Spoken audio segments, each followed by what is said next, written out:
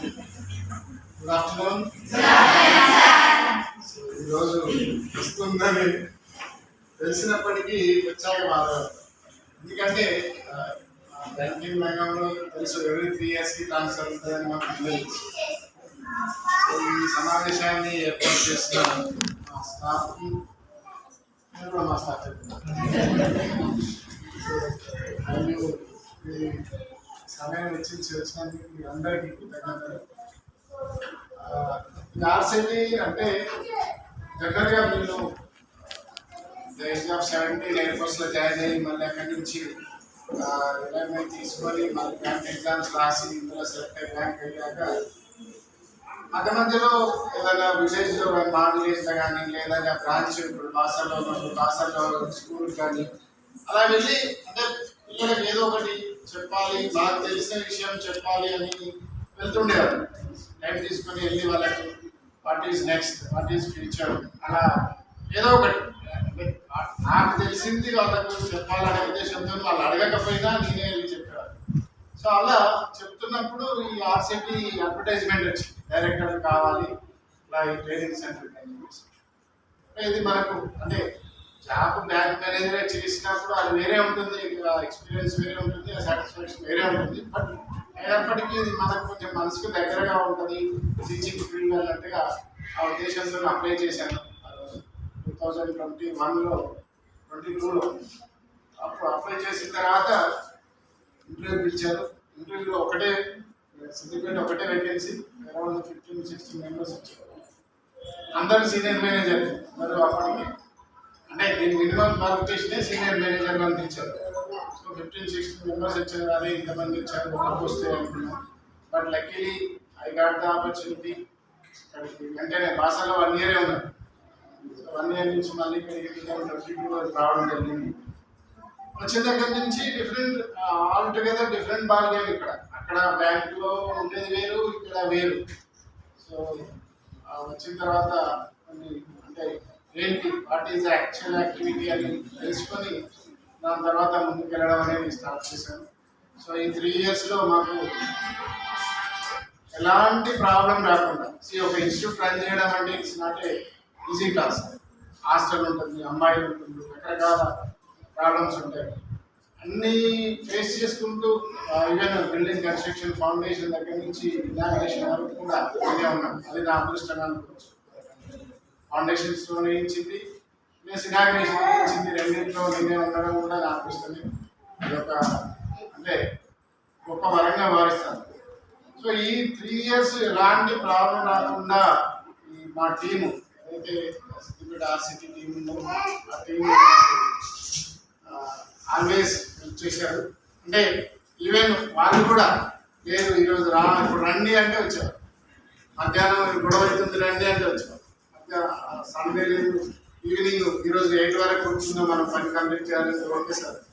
So ఈ రకంగా అంటే ఏ ఇన్స్టిట్యూట్ అయినా, ఏ వ్యవస్థ అయినా, ఏ గవర్నమెంట్ ఆర్గనైజేషన్ అయినా నడవాలంటే ఒక్కరు చేస్తున్నారు నేనే చేస్తున్నా అంటే నడవలేదు. ఈ టీమే ఉంది. అల్టిమేట్గా ప్రతి ఒక్కరు పనిచేస్తేనే అది సక్సెస్ అవుతుంది. సో ఆ రకంగా ఇంత మంచి ఆపర్చునిటీ నాకు రావడం ప్లస్ ఈ రకంగా ఈరోజు సిద్దిపేటకు ఒక పేరు అనేది వచ్చింది. అంటే proudly I can say RCT అంటే సిద్దిపేట ఆర్సిటీ అంటే ఎంఓఆర్డీలో దగ్గర నుంచి మా సెంట్రల్ ఆఫీస్ వరకు పేరు వినిపిస్తుంది. సో దానికి అంతటికీ ఈ 3 years అందరి కృషి అందులో ఉంది. సో దాన్ని I'm very happy, I'm very proud of that. ఎందుకంటే ఈరోజు మా రీజనల్ హెడ్ ఏజిఎం నుంచి డిజిఎం ప్రమోషన్ తీసుకుని వెళ్ళేటప్పుడు కూడా ఒక మాట అన్నాడు, ఆర్సిటీ వల్ల నాకు ప్రమోషన్ రావడానికి కూడా ఒక ఇది అని చెప్పారు. ఆర్సిటీ ఉండడం కూడా నా ప్రమోషన్కు హెల్ప్ అయింది అనే విషయం చెప్పారు అందరూ. సో అదే మనం గ్రేట్గా భావించవచ్చు. ఈరోజు అంటే ప్రమోషన్ అనేది వాళ్ళ ఎవరైతే వాళ్ళు చేసిన వర్క్ ఆ డెవలప్మెంట్ కానీ ఏదైనా బ్యాంక్ డెవలప్ అయినప్పుడే వాళ్ళని గుర్తిస్తారు. సో ఈ ఆర్సిటీ ద్వారా కూడా ఒక గుర్తింపు రావచ్చు అనేది మనకి ఇక్కడ ఫస్ట్ టైం జరిగింది. నాకు కూడా ప్రమోషన్ అందువల్లనే వచ్చింది. నిజానికి చెప్పాలంటే కూడా మనకు ఈ ఆర్సిటీని గుర్తింపు వచ్చినాకనే నాకు ప్రమోషన్. సో ఎప్పుడు నేను ఒకటే అనుకుంటుంటాను ఏంటంటే మన పని మనం చేసుకుంటూ వెళ్ళాలి. ఒకరు గుర్తిస్తారనో గుర్తించలేదో అనో కాదు. మనం చేయాల్సిన పని సిన్సియర్గా చేస్తే డెఫినెట్గా గుర్తించామని గుర్తిస్తాం. అందరికీ అర్థమైపోతుంది ఎవరు ఏం చేస్తారు అనేది. ఎవరు చెప్పుకుంటూ తిరిగితే తెలిసేది కాదు. ఎవరు ఏం వర్క్ చేస్తారు, ఎవరు ఎలా చేస్తారు అనేది అందరికీ ఒక ఒపీనియన్ వస్తుంది. మీరు చూస్తున్నప్పుడు మీకే అర్థమవుతుంది ఎవరు ఏం చేస్తున్నారు, ఎవరు సిన్సియర్గా చేస్తున్నారు అనేది తెలుస్తుంది. సో మీ అందరికీ నేను చెప్పేది అదే, మీరు ఏ పని చేయాలనుకున్నా మీ జీవితంలో 100% ఎఫర్ట్ పెట్టండి. రిజల్ట్ ఆటోమేటిక్గా భగవద్గీత అన్నట్టు రిజల్ట్ ఆటోమేటిక్గా వస్తుంది. మనం చేసే ఎఫర్ట్ తక్కువ ఉండి అయ్యో నాకు రావట్లేదు అంటే అది రాదు. ఎప్పుడు రిజల్ట్ కోసం చూడకండి, 100% మీ ఎఫర్ట్ పెట్టండి.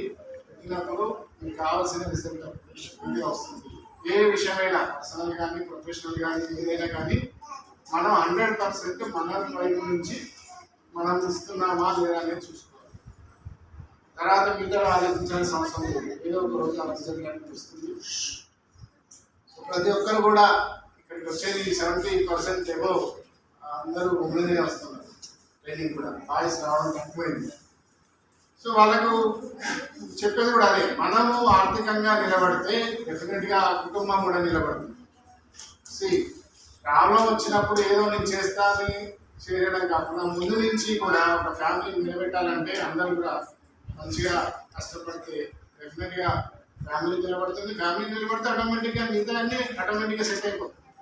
కాబట్టి మీరు అందరూ కూడా మీ కాలంలో నిలబడాలని, ప్రతి బ్యాచ్ నుంచి మనం ఆర్థికంగా స్వాతంత్రం ఉండాలి అనే విషయంతోనే అదే మనం ఏమని చెప్పాము, మనకు విలువ ఉండాలి అంటే మనం సంపాదన అనేది ఉండాలి.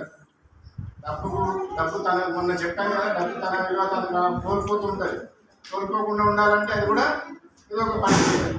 మనం కూడా అంతే, ఏదో ఒక పని చేసినప్పుడే మనకు ఆ విలువ ఉంటుంది. ఇప్పుడు నేను పని చేయకుండా నేను వచ్చి అటెండెన్స్ సంతకం చేసేసి వెళ్ళిపోవచ్చు. యాజ్ ఎ డైరెక్టర్గా నన్ను అడిగేవాళ్ళు లేదు. ఈ 3 years వచ్చి సంతకం పెట్టి వెళ్ళిపోయినా నాకు శాలరీ వస్తుంది. కానీ ఆ విలువ రాదు. వాళ్ళు వేస్తే వచ్చి సంతకం పెడతాడు వెళ్ళిపోతున్నాడు. సో ఆ వర్క్ అనేది మనం ఉన్నంతకాలం, మనం బొందిలో ప్రాణం ఉన్నంతకాలం మనం పని చేయాలి. నా ఫిలాసఫీ మన ప్రాణం ఉన్న ద్వారా మనం పని చేయాలి. అయ్యో ఇంకా చేయాలని చేస్తూనే ఉండాలి. At the age of 17 I started my journey. అంటే నాకు 17లోనే జాబ్ వచ్చింది. సో ఇప్పటికి కూడా కంటిన్యూ అవుతూనే ఉంటుంది. అది చేస్తూనే ఉంటాం. రిటైర్మెంట్ అనేది ఏమి ఉండదు. అలాంటి దానికోసం చూడాల్సిన అవసరం లేదు. అందరూ కూడా వాళ్ళ కొరకు వాళ్ళు పని చేయాలి, సంపాదించాలి. అందరూ దాంతో హ్యాపీగా ఉండాలని కోరుకుంటున్నాను మనస్ఫూర్తిగా. సో అందరికీ కూడా నేను చెప్పేది అదే, సిన్సియర్గా చేయండి, సంపాదించండి, లైఫ్ కూడా ఆనందించండి. ఎప్పుడు ఏదో ఒకటి పట్టుకొని మనసులో బాధపడుతుంటే అది అలానే ఉంటుంది. ఆ బాధ అనేది వదిలేసి ఉండాలి, కంటిన్యూ అవుతుండాలి, హ్యాపీగా ఉండడానికి ట్రై చేస్తుండాలి. చదువులు ఎప్పుడు చెప్తాము, ఏం చేస్తున్నావు అనేది ముఖ్యం కాదు, ఎంత హ్యాపీగా ఉన్నా అనేది ముఖ్యం. సో ఆ వర్క్తో పాటు మన మనసును కూడా అలా మనం హ్యాపీగా ఉండేలా మనం కంట్రోల్ చేసుకుంటే అన్నీ హ్యాపీగానే ఉన్నాయి, ముందుకు వెళ్ళిపోవచ్చు. So all the very best మీ అందరికీ, స్టాఫ్కి పేరున. సో ఈ ప్రోగ్రామ్ ఏర్పాటు చేసినందుకు ధన్యవాదాలు. ప్లస్ నాకు వెళ్తున్నందుకు చాలా బాధగా కూడా ఉంది. అంటే ఇంత 3 years ఇలా అయిపోయినాయి, అసలు ఇలా చేసేసరికి 3 years అయిపోయింది అలా అనిపించింది నాకు. So wish you all. ఇంతమంది 129 బ్యాచ్ నుంచి 210 బ్యాచ్ వరకు కష్టపడి wish you all. Thank you.